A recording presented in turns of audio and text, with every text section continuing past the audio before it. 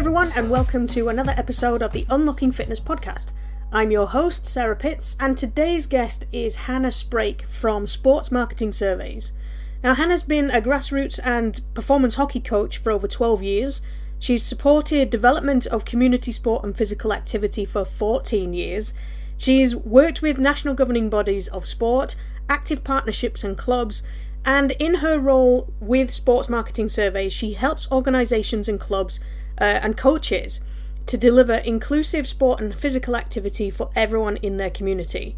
As she recently conducted and released research into women's sporting journeys, which I found absolutely fascinating, and that's really what we're going to dive into today. So I want you to join me in welcoming Hannah to this conversation, and I hope you enjoy it as much as we did.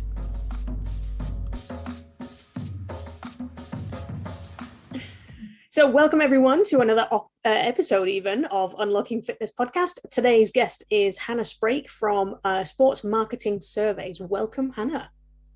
Hi, Sarah. It's really lovely to have you here. And can you tell other listeners a little bit about kind of how you came to be talking about statistics in sports marketing? Yeah, sure. So I've worked in what I call kind of sports development for about 8 or so years, which is kind of grassroots sport and working with sports clubs, local authorities, local facilities to get more people doing more sports. So that could be children, adults, but also up to kind of older adults. And it's about how to working out ways to engage the community, I guess, in sport and physical activity. So it was very delivery based, planning and organising sessions and programmes. And then I'm also a hockey coach myself, so it's kind of very delivery orientated. And then as I progressed through, I moved into more, I suppose, as higher levels in the organisations, into more planning based roles. And it was at this point that I realised the value of kind of research and insights to really make, I suppose, more evidence based decisions, especially if they had kind of commercial impact, but also if you wanted to really make a difference, it was useful to know what would work and what wouldn't. So that kind of sparked my interest in research and insights. And then a couple of years later, I had the opportunity to move into a specialist research company to actually dig a bit deeper and understand that a bit more. So I'm trying to work and produce, I suppose, research that I think other people can use who are on the front line, essentially. Yeah, and that's really what I love about what it is that you're doing. It's not in the lab kind of research, it's out in the field asking questions. How do people feel about stuff? And it's real world, relatable statistics that you can really make good coaching decisions based on. So can you tell people what the research is that you recently published? Yeah, so the research we recently published was on women's sport. So we specifically looked at women's sporting journeys, so throughout their life stages, so from childhood through teenage years, early adulthood, middle adulthood, late adulthood. So we really wanted to kind of track their experiences and journeys and look at, I suppose, look for patterns of when they started, when they stopped, when they took a break, just, I guess, to get a better understanding of the full journey. Mm-hmm. So we did the research back in last summer. So we had 5,000 people complete the survey, about 50% men, 50% women, so we can get those differences and really try and, I suppose, better understand women's experiences within their sports. Cool. So is there anything that really kind of jumped out at you from that research that you did? Yeah, I guess the key thing, well, we all kind of know that inequalities, gender inequalities in sport, in that, 13.9 million women aren't active enough. And that actually the other data shows that women are less active than men and that activity decreases with age.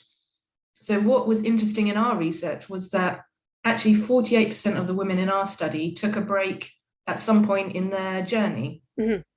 But a lot of them came back. And a lot of the kind of comments from people was, I wish I'd come back sooner. I really miss this, or I didn't realize I missed it quite so much.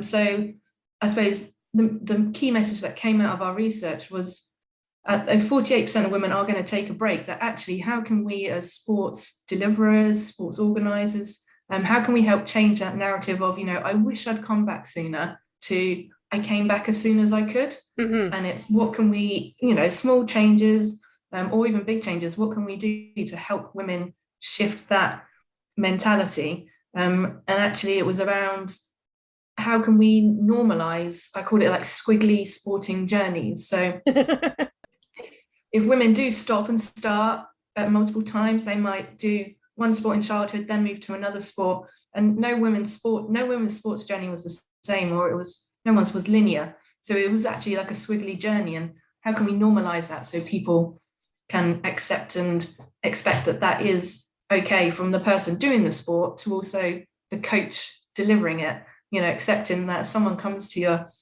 I don't know, hockey team, they might not be a lifer and stay the whole way through, but actually that's okay, because you might pass them on to netball or yoga. They're still active. Exactly. They're just not active in your sport. Yeah, and I think that, the idea of taking a break it's kind of almost revolutionary in a way, because people just don't think of it. Did you find, because I'm curious, did you find that there's like a particular age range of women that take a break from their sporting journey? Yeah, the main one was that middle adulthood, that kind of 18 to 33 type band. Because we did life stages, the age bands were quite big, so we didn't pinpoint it down too specifically, but a lot of the reasons it was around that time where there was, women starting families, also careers, and those kind of commitments. So that was kind of the key time when people took break, but that was the same for the men as well. It was also a popular time. But what was interesting was that just because those people took that break, even for maternity reasons, that didn't mean they were a lost group. That didn't mean that they were never going to come back. And it's how can we help them to have shorter breaks. So almost accepting that they're going to have a break. Yeah. But how can we make that shorter so that they are able to come back when they're ready? Yeah. Yeah. And I think that's really powerful for coaches, isn't it? Because if you know that somebody who's turning up to your club session, for example, might be the first time that they've done that sport, it might be the first time that they've done any exercise for a lot of years. I think it's really important that coaches are aware of that. It's not just about what they're coaching, it's definitely about who they're coaching. Yeah, definitely. And it's those people skills, isn't it? They say like half of coaching isn't just the technical skills, it's the people skills and how you connect with each individual person and get to understand what is their specific motivation, why are they there, and how can I help, I suppose, get, stoke that motivation in that person, because their motivation may be, I don't know, in a running club might be to get outdoors, whereas another person, it might be to lose weight, but you're still got to deliver the same session, but how can you make sure each person gets something out of it? And then equally, each person's turning up with different challenges as well. You might have one person who's got 3 kids and has just run out the door with 2 of them screaming. Another person who's a really high pressure job. Another person who's caring for an elderly relative. They've all got different challenges and barriers, but they've all made the effort to be there. But how can you be compassionate towards each of them? Is a really, a coach's role is really tricky. It's totally not just turn up and help people play the sport you love. Yeah, it's way more than that. Yeah, and they bring with them, don't they, those people who've had a break, or where they're dealing with other challenges in their life. They bring with them apprehension, they fear, worry, all of those things that they bring to that session. And if it's not right for them, or they don't feel like it's pitched at the right level, or they're not made to feel welcome, or whatever it is, they just walk out, or they don't stay. And that's not really what any coach, as far as I know, is about. We all want to help people to get fit and healthy and stay fit and healthy. Yeah. One of the interesting findings we found was that confidence or lack of confidence was a barrier for all women across all life stages. So whether you were 18 to 55, all women had that. And also whether they were what we called kind of regular participants. So they did sport once a week to those who were occasional, very ad hoc participants. There was no pattern to say that it was a certain time or a certain type of participant. Every woman had a different type of confidence, whether that's that they're not good enough, and whether that's compared to the others who are there, or for those who are returning, it was they're not as good as they were before. And that was a barrier for them. And for others, it was how they looked, for body self-consciousness from those in their teenage years to those who were, again, coming back later in life. Body shapes had changed, and they didn't have all the lycra and all the gear that the other people had there. And actually, that for them was a barrier as well. So I think coaches being aware that each woman does have different confidence barriers. And equally, men had them as well. In our research, we found that men also had them, but there was more in women than in men. Yeah. It's interesting. I mean, way back in like 98, I think it was, when I did my undergrad degree, I remember doing my dissertation on body image, female body image. And I did like surveys with people. I showed them different images. They had to identify which of those images they thought represented themselves right now, and which one they thought represented themselves when they felt their best. Yeah.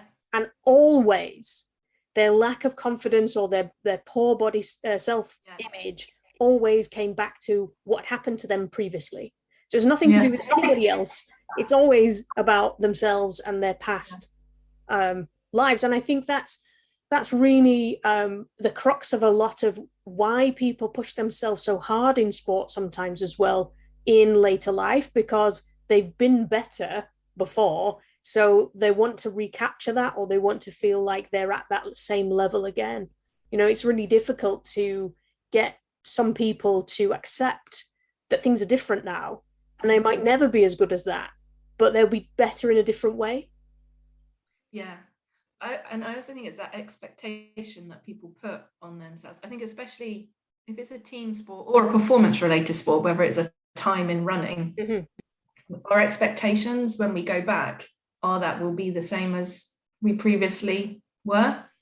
Whereas, that might not be the case, but it's about how coaches and society can help women to understand that that's okay. You don't have to be, running, if you go to Park Run and you were doing, I don't know, the 5K in 20 minutes, and now you're going back and you're at 30, then that's okay. It's the fact that you were there and you turned up is a good thing. And I think coaches maybe sometimes can underestimate the power that they can have on helping women to almost like reassess that and kind of reconnect with why they're actually there. Like, hey, don't you remember you used to love coming along because you like the outdoors, or you like seeing your friend over there? It doesn't matter that you got a different time. It's amazing the impact that coaches can have. And I mean, I would probably misquoting it, but there's a quote by Maya Angelou that kind of sticks with me, and it's something along the lines of, people will forget what you know, people will forget what you did, but they'll never forget how you made them feel. Oh, that's a great quote. Yeah, I really love it, and it sticks in my head a lot. And I think coaches are the epitome of that. Yeah. They can know a lot and they can do a lot, but it doesn't really make any difference if they're making people feel bad, which, I would imagine the vast majority of coaches don't, or they maybe do it inadvertently, and it can put somebody off, for a long time. Like, I had a really bad experience with a Zumba instructor once. I went in, Zumba is like so far out of my comfort zone, it's ridiculous. And I pushed myself to try something new, get out the house a bit more. It was kind of a few years ago. And I made myself go to this Zumba class, and the instructor never even said hello to me. Oh. Like, they never asked me any questions about who I am, what I'm doing, any injuries I might have, anything like that. They literally just stood at the front of the class, and she just kept glaring at me when I was doing it wrong. I'm like, actually, I feel really embarrassed that I'm doing it wrong. Yeah. I feel disconnected with you because you never even said hi. And I hated every second of it, so I left. Yeah. And that's my experience of Zumba. Now, I'm experienced enough to know that that's likely to be that particular instructor. But somebody who doesn't have that experience in the fitness industry might then go, well, I'm never going to Zumba ever again. Yeah. And if that's yoga, or that's hockey, or that's swimming, or Yeah. whatever, it can really put people off. Definitely. I think the coach is plays such a key role in creating the environment at the sessions, whether that's in terms of leading from example and just the simple things that they do, like greeting every single person who comes, or just asking, someone's asking how their day was, to get to know those individuals, to even buddying people up. I know we do it as I do it all the time with like the under 10s that I coach, but you can still do it as adults. Exactly. It doesn't matter, if you understand your audience and you can recognize that, when Sarah turns up to the sessions, oh, I remember when Hannah turned up, she was in that similar situation. I'm going to buddy them up. That can have such a real impact on that person's experience of that session. And potentially, I suppose you just also don't know the longer term knock-on effect that you could have, like you said with that Zumba example, that, for one type of person, that could mean they're never going to try, I don't know, any fitness type class activity again, or even worse, never any sport or activity. So again, it's back to that role. It is a powerful role, and the impact you can have on people's journey is huge. Yeah. So what do you see as being like the implications for coaches from what you found in your research? I think the implication is that actually the coach's role is vitally important to women's journeys, along the lines of, in terms of, it's not just, you're not just there to deliver the coaching points, or as someone said in one video I saw, it's like you're there to kind of instigate the drills, but you're there to create the environment, to making sure it's right for the audience. So it was really interesting when we spoke to netball. They said that actually one of the things in their specific data was that women didn't lose the motivation to compete. So they wanted to compete, but they wanted almost to compete on their terms. So they wanted the coach to challenge them. So it was in terms of the drills that they set, how they spoke to them, I don't know, the incentives that they put in place, but they needed to be appropriate to their fitness levels, but also their emotional levels on the day when they turned up. And I think that adaptability to meet the needs of the participants is vitally key for the coach's role. Yeah, I think, the industry for too long has been too hung up on what we're coaching. Teaching coaches what to coach. Yeah. And the people skills have really been seen as like an inferior secondary thought, when actually, if you don't have the people to coach, then it doesn't really matter what you're trying to coach, because you've got nobody to coach it to. So the people skills are really the powerhouse when it comes to coaching, because we all remember that teacher from school that made us feel great, or they had that powerful impact on us because of what they how they made us feel. So I think the same can be true of sports coaches particularly. Cool. So do you have any tips or takeaways for coaches? So in the research, we tried to pull out some kind of recommendations. So we split them into kind of 3 areas. So we had some ideas for around how to almost preventative actions to help women take fewer and shorter breaks, which kind of focused around, I suppose it's, like I said, it's normalizing that kind of squiggly journey. So how are coaches kind of celebrating those women who do return, so that people are seeing, before they've even thought about it or had to take the break themselves, that they know that other women have gone away from the session and come back, and that was okay, and that was celebrated, that achievement. And there was one example I saw, it was a hockey club, and they, during, I think it was the first lockdown, on their Instagram, they did a post every single day, but it focused on a different club member. And they alternated male and female, but they celebrated their successes on, and importantly, off the pitch. Cool. So that everyone else in the club got to see and understand what they go through as well off the pitch, their successes, whether it was in work or education, or I don't know, whether they ran a mini marathon or something like that. But it was what I think was good about that club was it raised the number of role models that were there for other women. Just, it was so much bigger than when it was before, because the visibility of just the everyday woman was kind of elevated. And I think it's such a simple thing to do. Just, it's how you celebrate other people's successes or other people's returning. So I think that's a great way. Other one would be to plan to stay connected. So whether it is for maternity reasons or an injury reason, how can the coach or the club help that woman to stay engaged or connected, so they still have that sense of belonging, even though they're not doing the participation?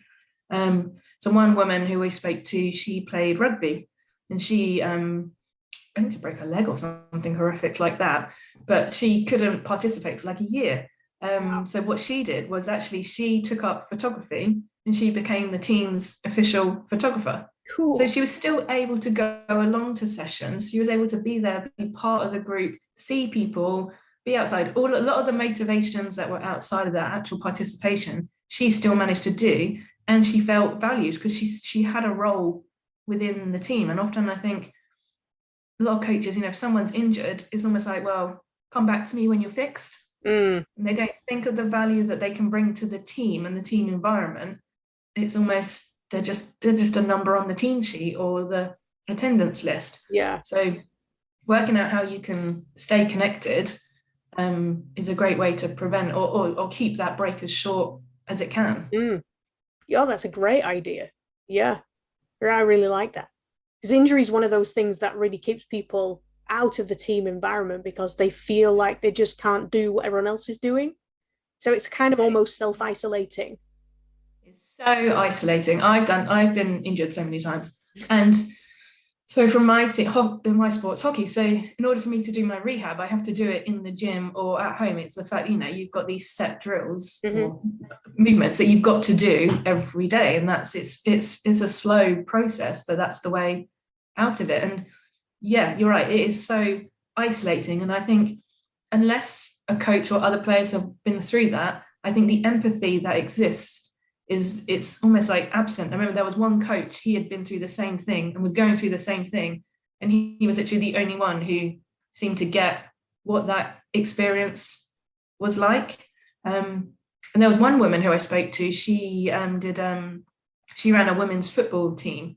And she said one tactic she used was on the group WhatsApp. She would specifically do like an injury roll call or call out. And she would ask those who had an injury just to share how they were doing, not, the medicalness of how they were doing on their rehab, but just generally how they were. But they did it on the group. So everyone else knew how they were doing and could speak to them and things like that. And that, she said, made them feel, again, part of the team without being on the pitch. That is so cool. Yeah, because when you feel excluded from somewhere, that sense of belonging in human beings is so strong, isn't it? And any way that we can help as coaches to create that sense of belonging is just going to be so powerful for people. Yeah. And I guess the second set that we had was about how you re-engage people. So those people who have taken a break, and it was about how you reignite that passion in them. So helping them to remember maybe it's the nostalgia for why they took part and that kind of real emotional connection. So there was one woman in the research, she did archery when she was younger, and she was much older now. She'd had started a family and everything. And she said she was just watching the Hunger Games, I think she said. And she saw obviously the bow and arrow bit. And she thought, oh my God, I used to love archery. I'm going to see if there's a club. And she just went on website, found a local club, went along to a trial session. But then she got her family involved, her husband involved and everything. And she's still there. Her kids have grown up and gone to uni, but now her and her husband still participate. But that reignition came from, the media or film or type thing. So it's thinking about how to reignite that kind of passion in people beyond the kind of standard, improve your health, improve your well-being. If you can, it goes back to, if you really knew your participants before they took a break, how can you reach out to them and encourage them back when you're reaching out to those motivations that had that deepest connection with them. Yeah. Um, Yeah, I think the fear of not being good enough and not feeling like you belong and getting over that initial pain of starting again, because it's, let's face it, it's hard. When you have taken a break and you're thinking about getting back into it, the only thing you can think about is how hard it's going to be, you yeah, know? But if somebody helps you remember how great it felt when you were feeling fit and strong and healthy, yeah, and how many friends you had when you were part of a team or whatever, yeah, then I think that could be more powerful in terms of a driver to get people back yeah. than, you know, just leaving people to get over the fear by themselves.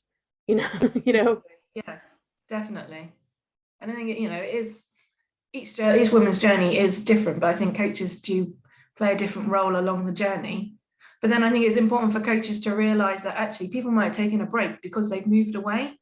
Mm-hmm. So they're not necessarily going to go back to that same coach in that same session, but a coach could play an important role in re-engaging someone who was active somewhere else. So one of the things we found in the research actually was that women needed to see other women like them doing the sport and activity. Mm-hmm. So a lot of that was based around the imagery that was used.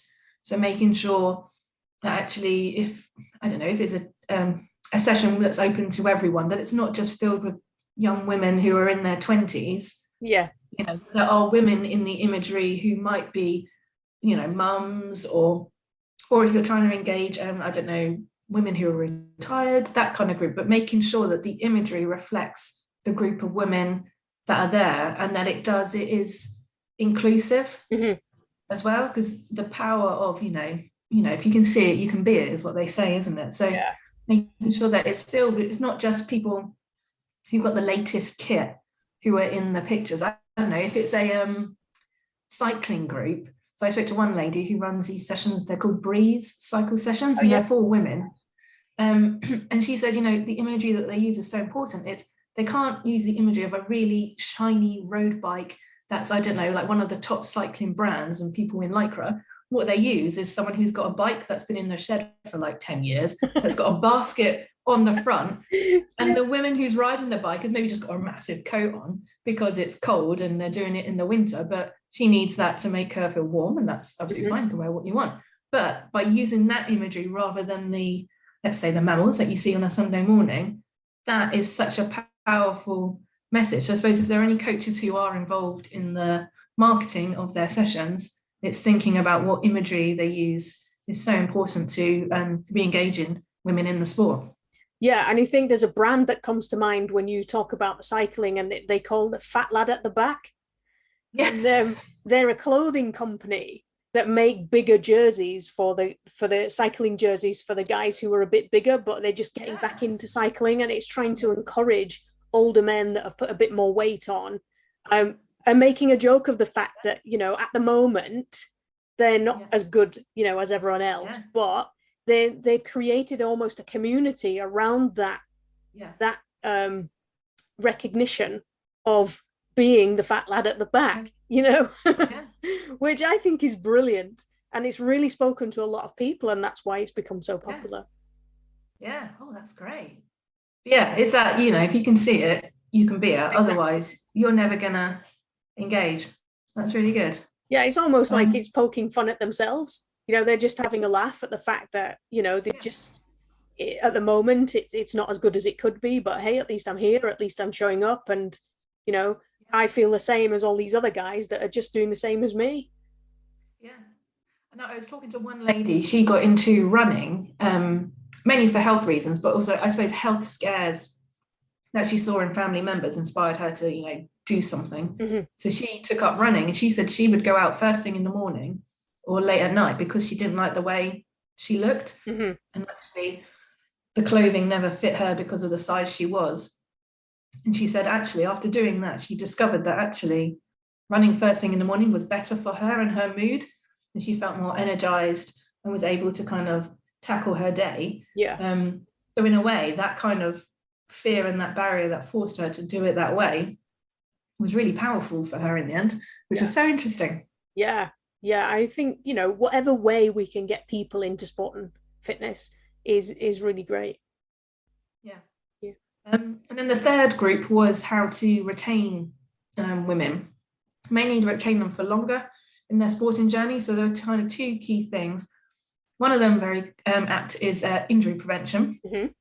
So we found that about 17% of women took a break because of injury, and about 37% of women stopped because of injury.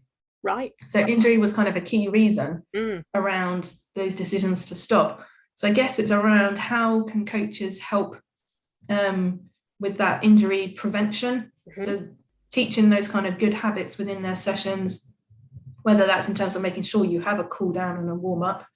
As a lot of people skip those bits, but also that kind of technical bit of teaching the correct movements, so that women are, I suppose, I'm going to say, preserving their bodies for the long run. Because if you get an injury in your early years, you know, if you get an injury in your 30s and you don't treat it or recover properly, it might not do anything to you in the next 10 years, but in the next 20 years, that could be you out of sport and activity. And I think it's down to the coach's role is so important in helping people maintain their ability to keep participating. And essentially, if you also, the other knock-on effect is them not being able to do normal daily activities like walking to the shop or, I don't know, picking up a box or anything like that. So yeah, injury, it was equally as important for men as well. It was one of the other reasons why they took a break. But I just think it's that longer term preventative mindset would be really valuable if coaches could kind of add that to their locker of things that they bring with them. Yeah, and I think from experience, you know, the thing that I have found puts a lot of pressure on people when they've got so many other problems in their life. The last thing that they want to do when they go to their sport or fitness session is focus on more problems. So when, especially if you're in the gym and you're trying to learn a complicated move like a deadlift or a, you know, or a clean and jerk or whatever it is, the last thing people want to do is focus on their problems. So if coaches are using language like dysfunctional or you know, bad or improvement even, you know, it implies that the person has a problem. You know, and every time we focus on movement improvement or we're focusing on technique or, you know, all these sorts of things just come with them that connotation that actually I'm not good enough. You know, and that in itself can be off-putting to women, especially, you know, when they're feeling like they've got all these other problems in life. And one of the things that I found as a really helpful way around that is to forget about the idea of correct when it's appropriate in the session. So warm-ups and cool-downs are really great examples of that. Like, you don't need to be doing correct technique in a warm-up because, one, you shouldn't be holding weights in the first place, especially right at the beginning.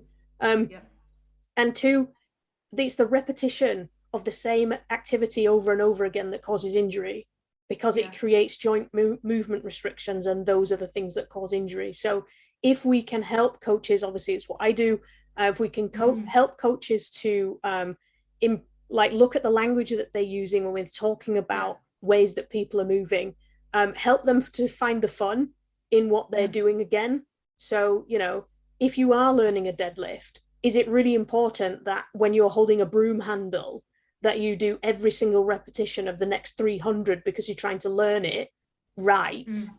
You know, and all these people are learning is that, well, I did one of those 5 things you were talking about right this time, but now I've got 4 of them wrong, you know, and it's almost like a stab in the dark as to how they improve. But if you can help them, you know, discover all the ways that they could do it wrong, then the brain is really great at finding the easiest way through it. And it usually looks very much like correct technique.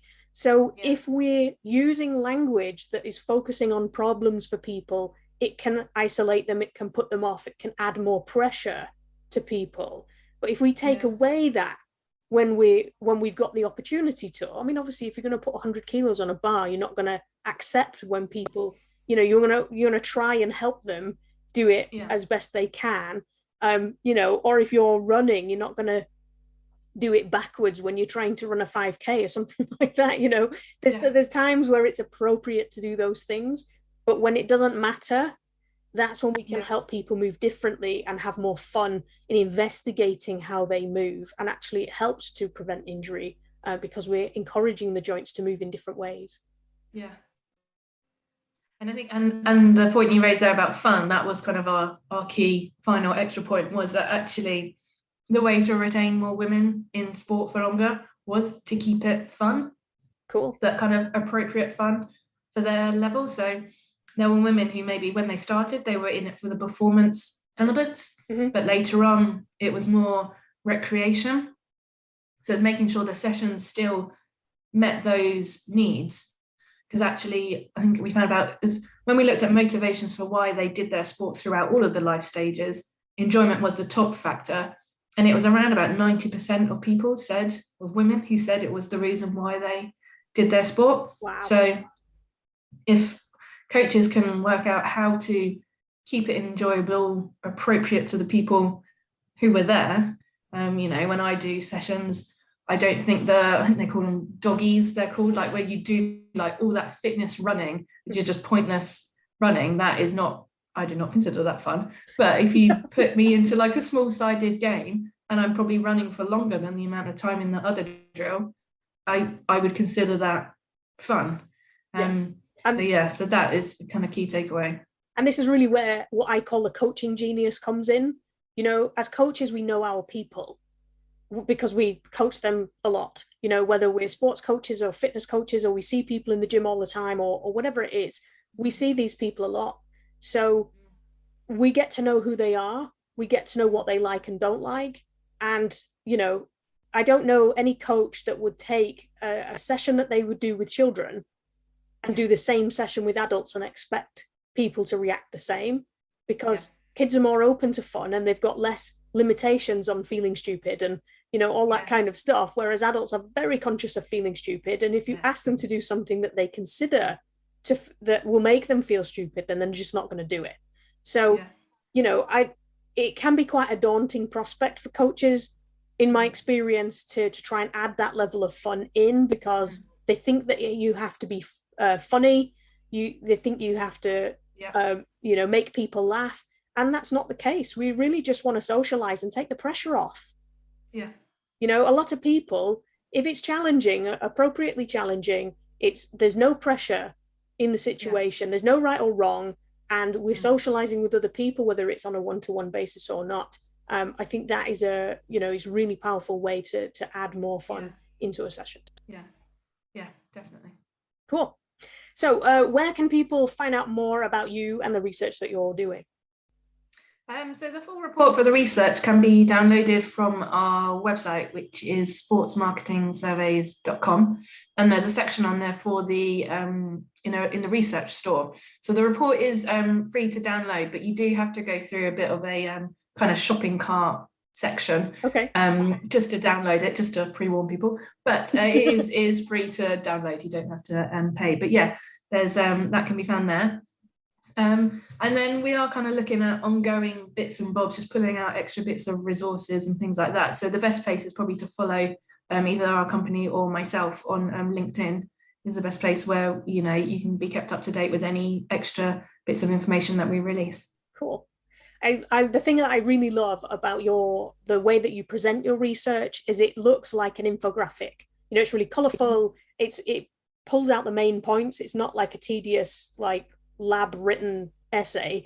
It's actually really interesting to look at, and you can look at it over and over again for a week and see something different every time you look. So I encourage people to go and get it and have a look at it, because I think it can inform a lot of what we do as coaches. And if anyone has any thoughts or wants to share any experiences, please feel free to reach out. I found it really interesting to hear the kind of lived experiences of people, or have they seen that in other people, or have they tried that and did it work, that kind of thing. Because I think that sharing of best practice is so key for how people can learn. Because like you said, I don't want the research to just be in a book that just sits on people's desks or wherever. It's got to be actionable. It's kind of our key aim with it. Cool. Well, thanks for your time today, Hannah. It's been super interesting. I love talking about this stuff with you. Thanks for your time. No worries. Thank you very much. The Unlocking Fitness podcast is a Most Motion original, hosted by me, Sarah Pitts. It's based on the Unlocking Fitness book series, which you can get from unlockingfitness.com. At the time of recording, book 1 in the series is available, with books 2 to 5 in the pipeline. You can find more Most Motion at mostmotion.com and on Facebook at Most Motion.